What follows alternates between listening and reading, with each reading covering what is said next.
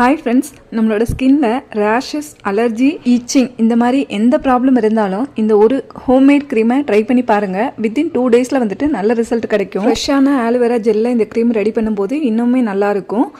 So ஆலோவேராவில் இருக்கிற ஸ்கின்னை ஃபுல்லாக இந்த மாதிரி பீல் பண்ணி எடுத்துகிட்டு உள்ளே இருக்கிற ஜெல்லை மட்டும் இந்த மாதிரி ஒரு பவுலில் எடுத்துக்கலாம். இந்த மாதிரி கத்தி இல்லைன்னா ஒரு ஸ்பூனை வச்சுட்டு லைட்டாக அப்படியே தேய்ச்சி விட்டாலே வந்துட்டு நம்மளுக்கு டேரெக்டாக ஜெல்லாகவே வந்து கிடச்சிரும். கொஞ்சம் திக்காக இருக்கிற ஜெல்லை வந்துட்டு இந்த மாதிரி கத்தியை வச்சு குட்டி குட்டி பீசஸாக கட் பண்ணி ஒரு பிளெண்டர் ஸ்பூனை வச்சு நல்லா பிளெண்ட் பண்ணோன்னா ஜெல் ஆகிடும் அது.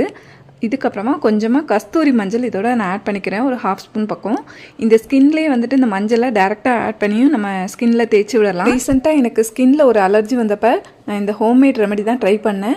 ரொம்பவே நல்லா க்யூர் ஆச்சு. ஆலோவேரா ஜெல், கஸ்தூரி மஞ்சள், கோகோனட் ஆயில் இதெல்லாம் தான் மிக்ஸ் பண்ணி வச்சுருக்கேன். இதை அப்படியே மூடி போட்டு வெளியில் வச்சு 3 நாள் வரைக்கும் யூஸ் பண்ணலாம். கெட்டு போகாது. ஃப்ரிட்ஜில் வைக்கணும்னு தேவையில்லை ஃப்ரெண்ட்ஸ். நன்றி. வாழ்க வளமுடன்.